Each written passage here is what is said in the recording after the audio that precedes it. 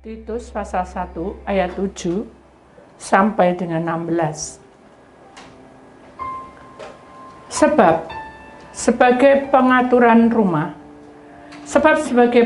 rumah Allah, seorang penilik jemaat harus tidak bercacat, tidak angkuh, bukan pemberang, bukan peminum, bukan pemarah, tidak serakah, melainkan suka memberi tumpangan, suka akan yang baik, bijaksana, adil, saleh, dapat menguasai diri,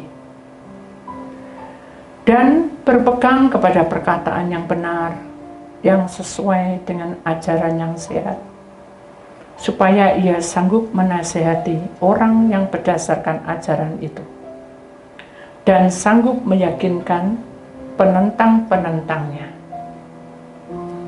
Karena sudah banyak orang hidup tidak tertib, terutama di antara mereka yang berpegang pada hukum sunat. Dengan omongan yang sia-sia, mereka menyesatkan pikiran. Orang-orang semacam itu harus ditutup mulutnya, karena mereka mengacau banyak keluarga dengan mengajarkan yang tidak-tidak untuk mendapatkan untung yang memalukan. Seorang dari kalangan mereka, nabi mereka sendiri, pernah berkata, "Dasar orang Kreta pembohong, binatang buas pelahap yang malas." Kesaksian itu benar. Karena itu tegurlah mereka dengan tegas supaya mereka menjadi sehat dalam iman, dan tidak lagi mengindahkan dongeng-dongeng Yahudi dan hukum-hukum manusia yang berpaling dari kebenaran. Bagi orang suci, semuanya suci, tetapi bagi orang najis dan bagi orang yang tidak beriman, suatu pun tidak ada yang suci. Karena baik akal maupun suara hati mereka najis. Mereka mengaku mengenal Allah, tetapi dengan perbuatan mereka menyangkal Dia.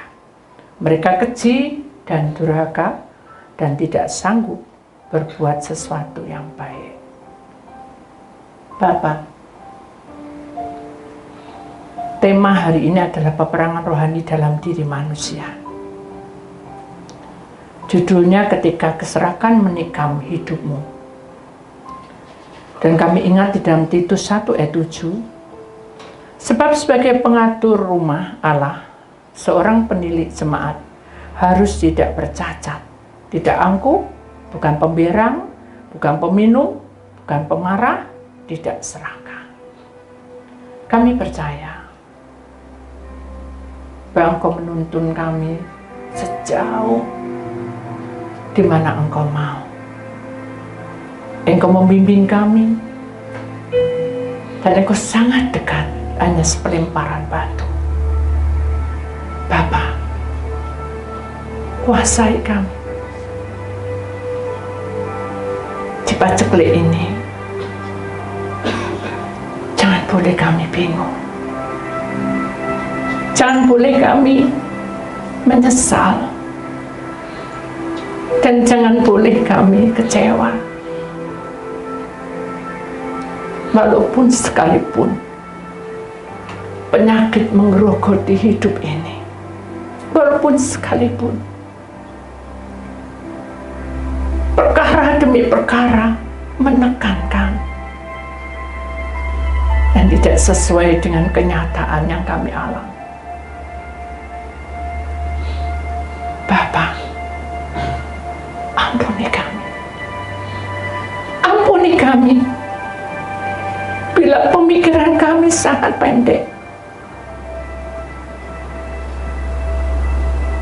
Sekarang bicaralah Engkau, tegurlah kami agar kami mengerti, karena hanya Engkau yang bisa menegur tubuh roh jiwa kami. Orang hanya bisa berkata tapi tidak bisa melakukan. Manusia hanya bisa menghina dan mencaci, tapi hidupnya tidak kudus. Kita sama-sama tidak suci. Tapi kami percaya dengan bertambah umur semakin tua, semakin kami harus lebih dewasa. Ini saatnya kami makanan-makanan yang keras, bukan makanan-makanan yang lunak lagi,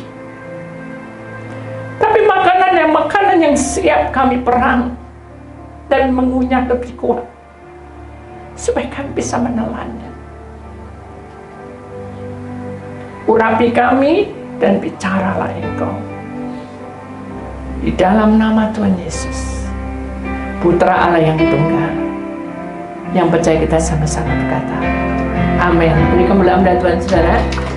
Silakan duduk kembali. Shalom. Shalom. Puji nama Tuhan. Saudara yang terkasih dalam Tuhan, temanya sangat menyenangkan hati. Kenapa? Karena di akhir zaman pasti kita akan memerangi.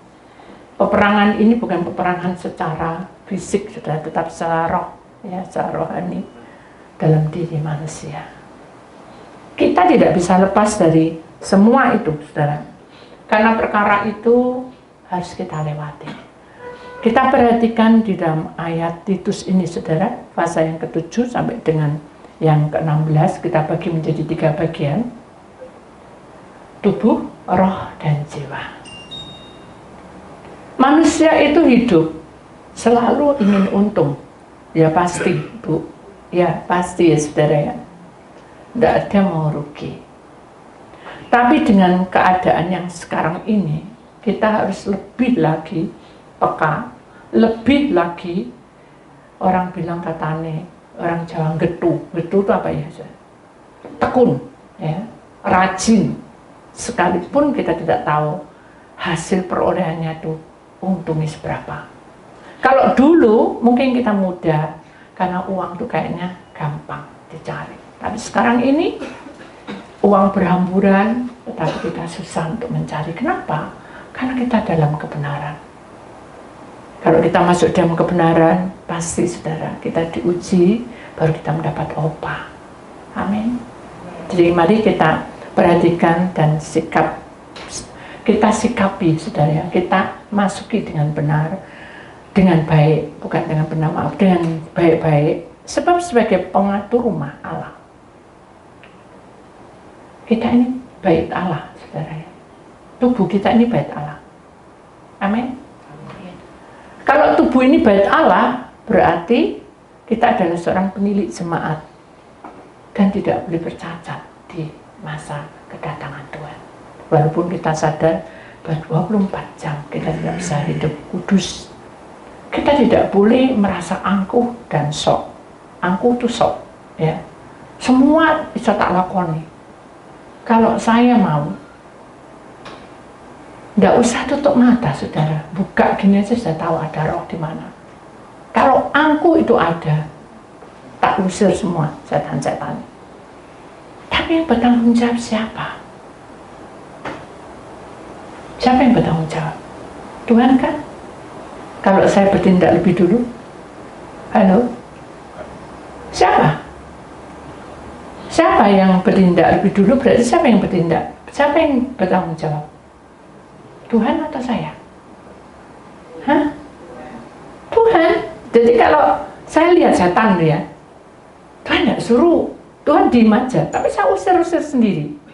Kira-kira itu yang bertanggung jawab siapa? Diri sendiri. Kenapa? Karena kita tidak tanya Tuhan. Duh, Bu Titi enak tanya, aku piye carane? Duh, kita ini tidak berdebat mengenai tentang bagaimana cara kita bicara. Tapi ketika kita berdoa, hati kita akan merasa apa? Halo? Ada yang merasa tenang? Ada yang merasa sukacita? Loh, kok tidak ada yang jawab? Ada yang merasa sukacita? Amin. Amin. Ada yang merasa tenang? Amin. Amin. Nah, itu sebetulnya adalah jawaban di mana kuasa Allah itu menyertai kita. Nah, sekarang kita melangkah lebih lagi. Di sini katakan tidak angkuh, bukan pemberang. Pemberang itu apa ya, saudara? Orangnya itu gerusa-gerusu, ya. Saya juga tidak sabaran. Ini kalau dilihat logika secara tubuh. Kalau suami saya, saudara, atau orang lain, ini ya, sayur ini potongan, cuci dulu potongan. Terus dielek nyuci itu dicemplung satu-satu.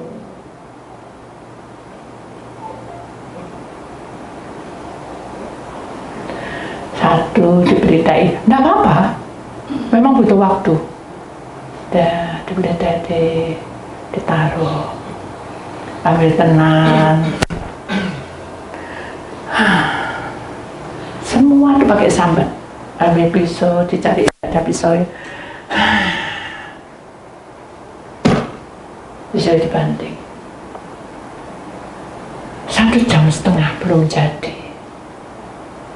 Saya tidak serantap. Itu namanya orang yang pemberang, cepet-cepetan selesai. Emosi tingkat tinggi. Jadi saya langsung sahur, saya ambil, sudah selesai, masak, makan dah. Ya, ada juga suami-suami. Nggak ada di sini. Pak, mau minum apa? Kopi. 2 menit. Oke, 2 menit sudah sampai. Tapi gilirannya si suami, si istri, sudah telah 2 hari, sabar. Sudah telah seminggu, sabar. 10 hari, sabar. Kira-kira sang istri gimana? Punya tanduk? Jangankan seminggu, 10 hari, 2 hari sudah apa? Tet, gitu ya, di sini tidak ada. Saya itu, tapi saya cuma bilang gini, ya udah, tidak mau kasih. Dalam hati saya mau aku iso kerja, itu intinya. Saya mengambil keputusan, mau aku iso kerja kok. Apa-apa, sudah melompok, tak pikir-pikir kok akeh pengeluaran saya. Nah saya udah bilang kan nyatetin, tak ingetin, oh ya saya beli beras, beli ini. Akhirnya saya datang, nota tak kasih. Tadinya tidak tak kasih nota. Kok uangnya ini yang 1 bulan udah ada belum? Tidak didengar. Ambil nota kakaknya selain. Ini ya, tak taruh meja ya, gak dilihat. Tak taruh meja ya. Tapi udah tidak enak hati mukanya. Udah pulang belanja, balik lagi gak didemek. Buktinya ini tetap tekuan gitu. Nah kok kamu ini tadi kok duduk-duduk ngambil ini apa janggut sama kocok kecil. Nah, kok kamu lihat dulu? Gak mau. Akhirnya saya gini, gak kesuwen, tak sahur, ya udah deh kamu gak mau, aku bisa kok. Nah itu saya. Sesungguhnya kita itu tidak perlu seperti itu. Kenapa? Karena di dalam Tuhan, tubuh kita ini adalah rumah Allah. Kita harus Pak sabar harus mulai. Bu sabar harus pulang besok lagi 1 jam. Loh kenapa? Wes 2 bulan ini aku ndak dikasih gara-gara Bu Titik suruh sabar. Saya bilang, loh kamu menyesal. Nah iya, ini bagianku kok. Gitu ya. Saya bilang, udah, kamu udah doa? Ya sudah, doanya apa? Diambil nih, kertas sih. Persis kayak saya. Tapi saya kecil dulu, waduh. Nah, kenapa kok besar? Ben ketok matai. Kenapa? Ndak ketok takutnya. Besar gini. Terus ya apa doa? Dalam nama Tuhan Yesus, kembalikan uang saya. Bisa. Nah, bisa. Karena kamu pemberang. Hidupmu selalu tidak tenang. Bawa dalam doa. 2 bulan bawa dalam doa.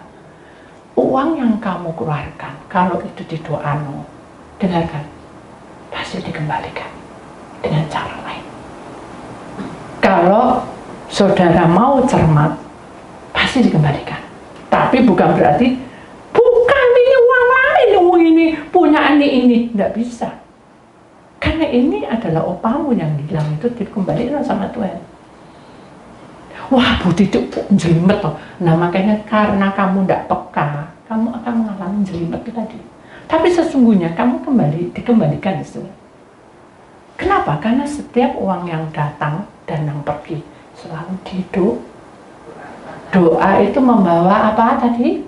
Ketenangan. Apalagi? Kedamaian.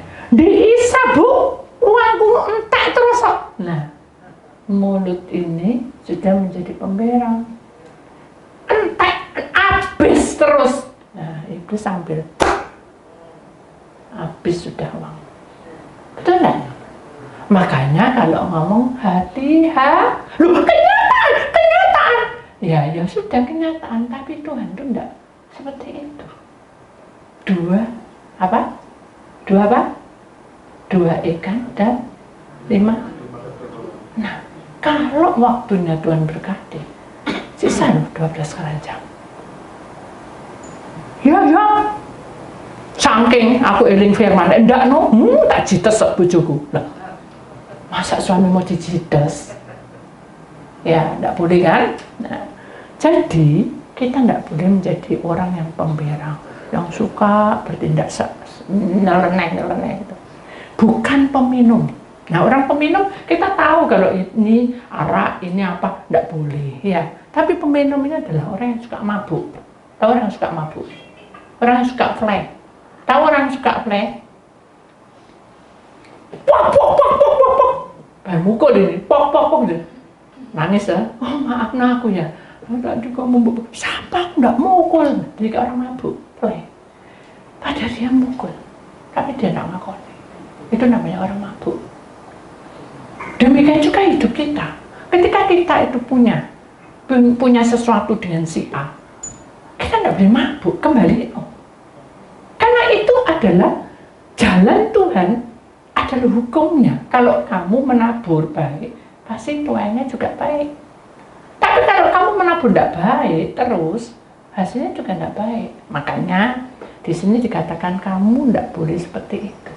Kenapa? Karena kamu akan jadi orang flag, gampang ngomongin, wah nanti ini gini, padahal tidak ada apa-apa. Itu kadang saya alami, saudara, karena kita kan sedang kebentur. Oh ya ini gini, saya kebentur, tapi bukan karena maaf saudara, keuangan, tapi karena pelayanan. Oh kebentur, waduh, tadi tuh mau beli gini loh, ini tadi tuh sepeda motor, seperti gitu. Kamu tuh seperti orang peminum. Ngomong itu ngawur.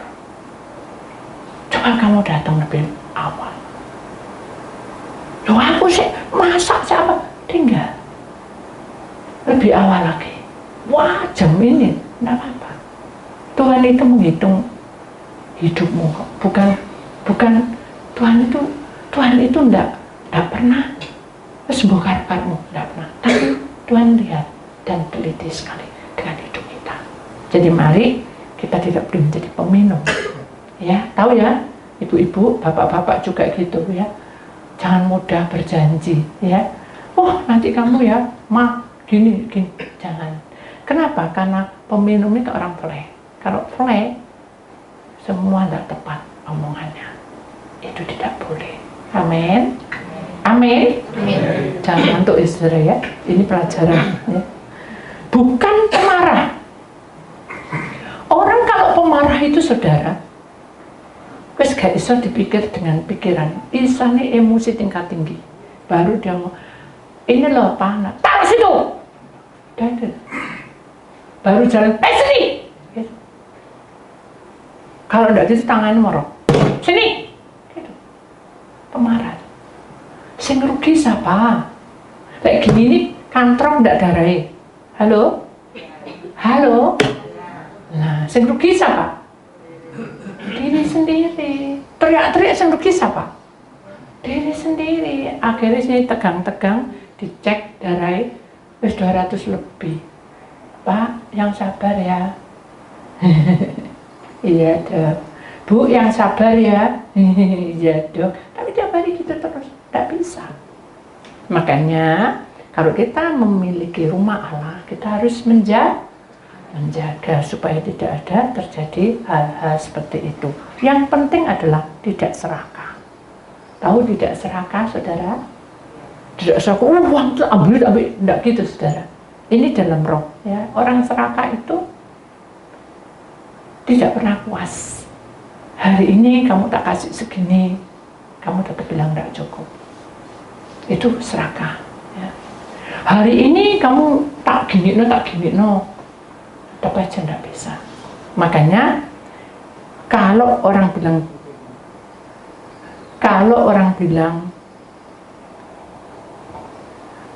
bilang serakah itu, saudara, selalu dalam pemikirannya adalah selalu kurang. Apakah kita seperti itu? Itu saya, ya. Saya dulu ngelesi kue, saudara. Orang cuma dapat 5. Tuhan, coba kalau 10. Sungguhan dikasih Tuhan 10. Saya minta lagi. Coba kalau 15. Dikasih 15. Saya minta lagi. Coba 20. Terus Tuhan tegur saya. Aku ini bukan hansip. Dan bukan mencari uang. Aku ingin kamu bahagia. Saya nangis, saudara. Tuhan ampuni saya. Saya cuma asal ngomong, lah kamu kan kayak orang peminum. Right. Jadi hidupmu harus berhati-hati. Kenapa? Karena dalam hidup itu Tuhan mempertanggungjawabkan setiap perkataan. Kemudian di ayat 8, melainkan suka memberi tumpangan, suka akan yang baik, bijaksana, adil, saleh, dapat menguasai diri. Ini semua adalah hasil tuayannya. Kalau kamu bisa melakukan dengan sesuai firman Tuhan, maka kamu akan memiliki hati yang bijaksana. Amin. Hati yang bijaksana itu orang bisa kagum, saudara. Bisa bengong, bisa juga kepranga. Itu orang bijak, ya. Adil, saleh, perkataannya selalu membawa kemenangan. Kemudian dapat menguasai diri. Jadi situasi apapun kita harus bisa menguasai diri. Amin. Kemudian tetap di tubuh dan berpegang kepada perkataan yang benar. Jadi sudah diterangkan kan, yang sesuai dengan ajaran yang sehat. Contoh nih, ibu sudah makan, pada kruk belum gitu, malu. Sudah. Jadi makan apa? Roti, padahal di rumah tidak ada roti, sudah. Kita tidak boleh berkata yang tidak baik. Bilang aja, ya memang perutku agak perih, memang tadi tak akui belum makan, tidak ada masalah, sudah. Kamu dikasih makan, tidak dikasih makan, tidak apa-apa. Yang penting kita hidup dengan ajaran yang sehat. Amin. Kamu cinta Tuhan. Oh, aku cinta Tuhan. Semua tak serah nomor Tuhan. Tapi disuruh doa, gak mau. Disuruh puasa, gak mau. Apakah itu juga jalan yang benar?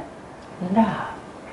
Kalau mau puasa, ayo semua puasa semua. Ayo semuanya sukacita semua. Ayo kita doakan siang, kita sama-sama doakan. Tuhan ingin supaya kita itu bersekutu. Biarkan rohmu, apalagi?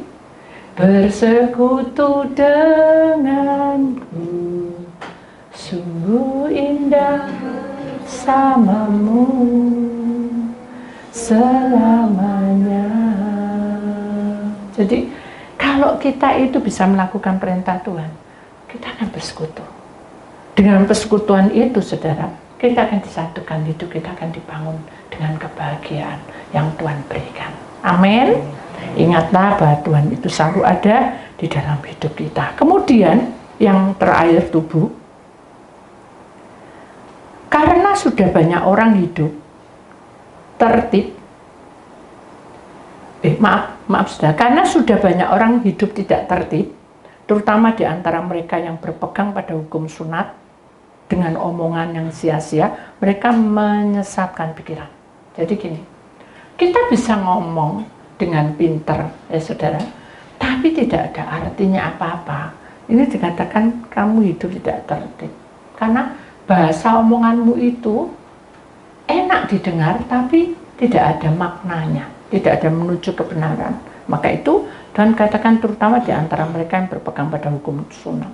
Itu adalah hukum yang dimana kita tahu bahwa oh ini tidak boleh ini, tidak boleh itu, tidak boleh itu, tapi kita tetap melanggar.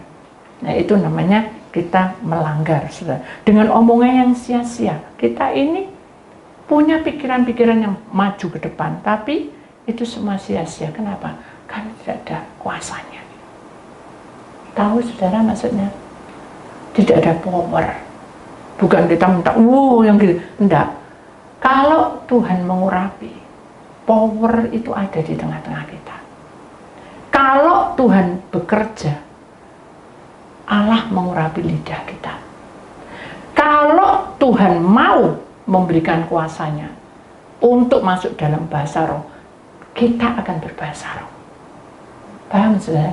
Jadi Allah itu berkuasa atas lidah kita, tapi lidah ini kadang susah dipegang karena pelin-pelan. Ya, itu makanya kita sadar bahwa di dalam tubuh kita harus kudus dan suci seperti yang tadi itu. Lalu yang roh, ada 3 roh, 3 ayat.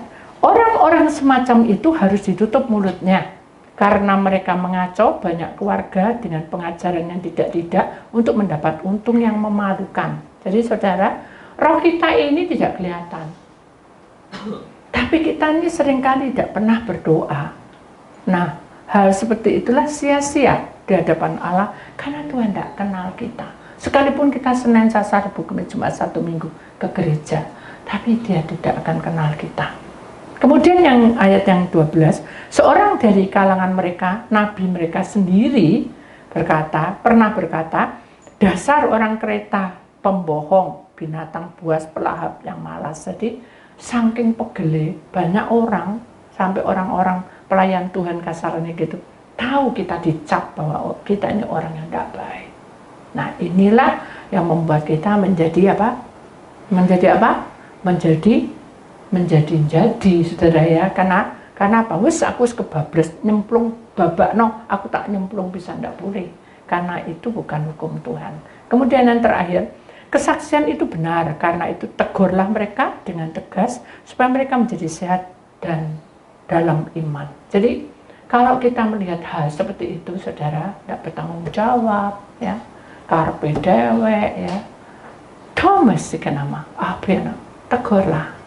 Tegur sekali tidak kena, 2 kali tidak kena, 3 kali tidak kena, Tuhan yang tegur.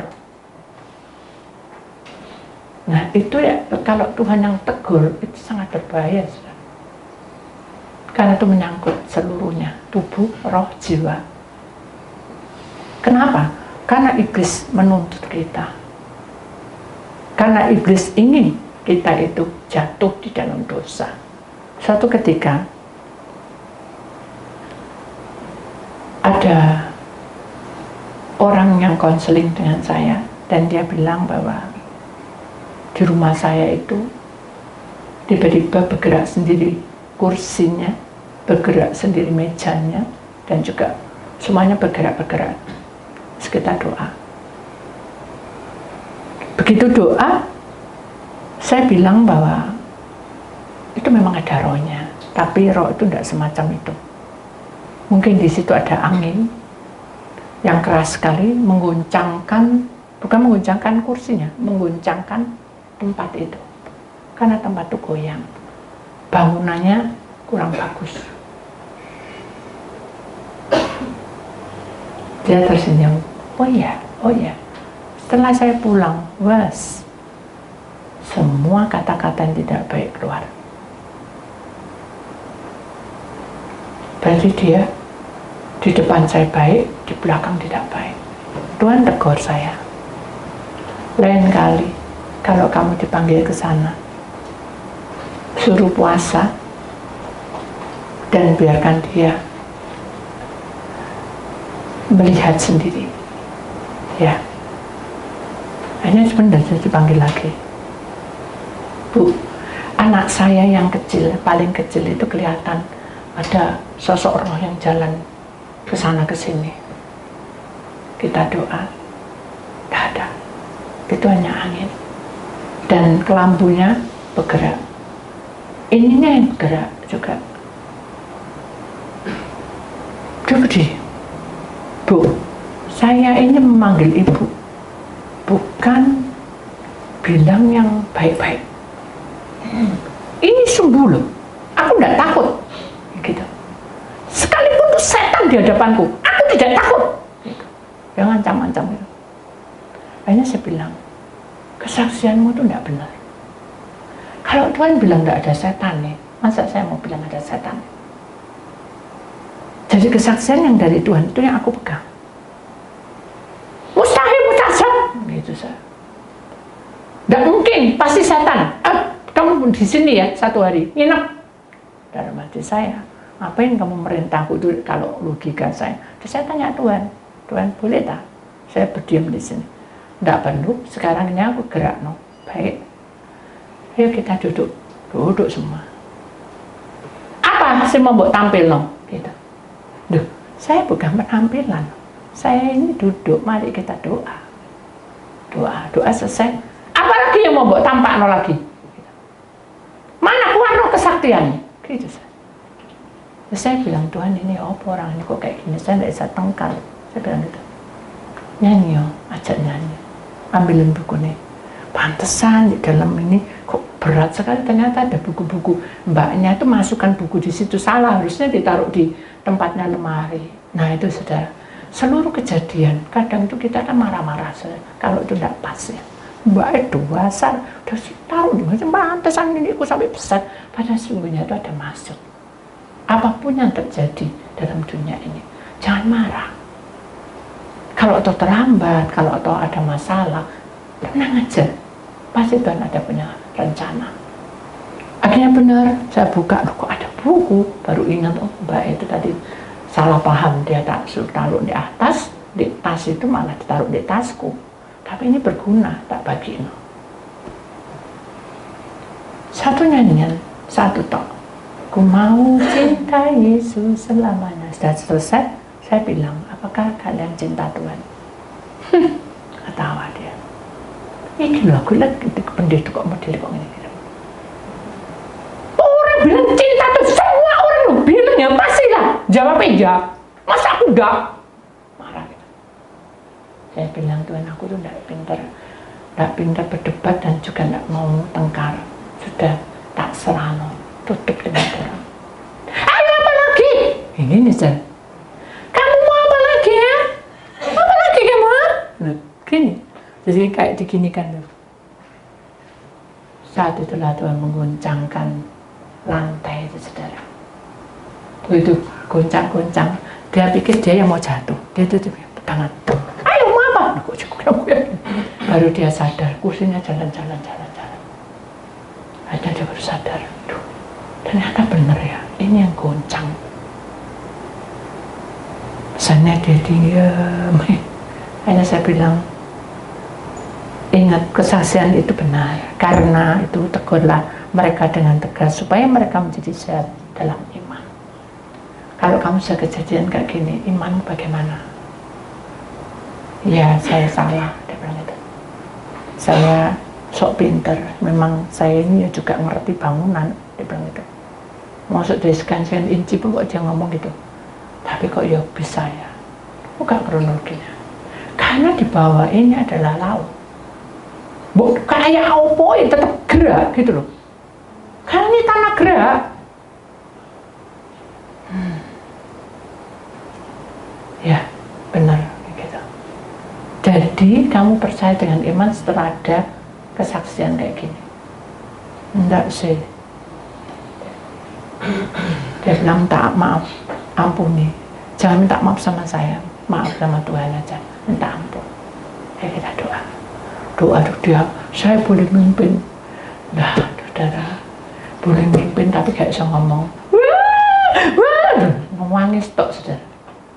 Amin ya ndak ngerti moro-moro mbelen tutup mana-mana di situ buahnya serot iki sembahyang berjadi dalam hati saya, tapi saya kan nggak boleh, saya harus terima, roh saya harus terima, apapun di depan saya harus terima. Begitu sudah selesai 1 jam enggak kurang lebih lah, itu lagi sudah saya bilang sudah minum. Tuhan bilang ambil air, minum. Akulah air hidup, minum dan dengan kelegaan. Amin. Diminum. Baru lega. Jadi saudara, hidup di dalam dunia ini roh kita memang tidak tampak, tapi roh itu menyaksikan. Kamu benar, kamu tidak benar. Kalau kamu di dalam Tuhan, rohmu tidak akan keluar. Perhatikan, mengapa roh manusia itu bisa keluar dari tubuh? Karena tidak kuat dengan tubuhnya dan jiwanya. Selalu mengeluh. Jadi melayang pergi. Apa kita menunggu gitu? Oh gampang kan, ada pakar Bu Titik. Enggak, kalau Tuhan tidak suruh saya juga tidak nyari itu sudah. Saya tidak mau. Hanya saja Allah punya kuasa. Amin. Tuhan punya kuasa. Amin. Kemudian yang terakhir jiwa. Jiwa adalah apa?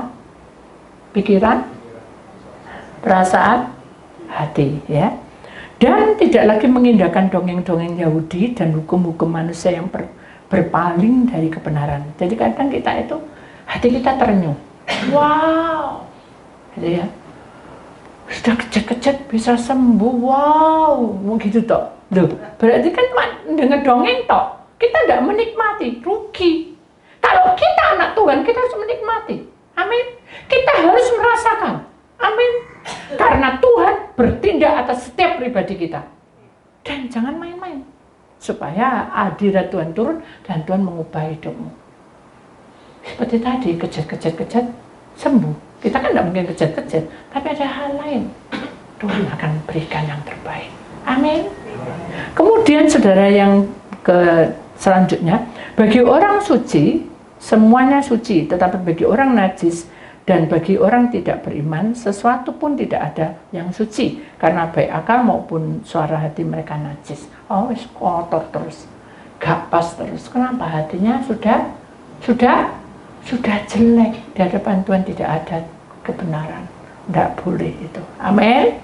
Kemudian yang ke-16, mereka mengaku mengenal Allah, tetapi dengan perbuatan mereka menyangkal Dia, mereka keji dan durhaka dan tidak sanggup berbuat sesuatu yang baik.